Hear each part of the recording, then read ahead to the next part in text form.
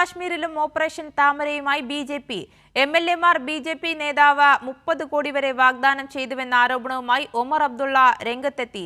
ജമ്മു കാശ്മീരിന്റെ സംസ്ഥാന പദവി ആവശ്യപ്പെട്ട് ദില്ലിയിൽ നാഷണൽ കോൺഫറൻസ് സമരം നടക്കാനിരിക്കെയാണ് പാർട്ടി പിളർത്താനുള്ള ബി.ജെ.പിയുടെ ശ്രമം. ഓപ്പറേഷൻ താമരയ്ക്കായി ബി.ജെ.പി. ജമ്മു കാശ്മീരിലും ശ്രമിക്കുന്നുവെന്നാണ് മുഖ്യമന്ത്രിയും നാഷണൽ കോൺഫറൻസ് നേതാവുമായ ഉമർ അബ്ദുള്ള ആരോപിച്ചത്. സുപ്രീം കോടതി അഭിഭാഷകനായ ബി.ജെ.പി. നേതാവ് നാഷണൽ കോൺഫറൻസ് എം.എൽ.എമാരെ സമീപിച്ചതായാണ് ആരോപണം.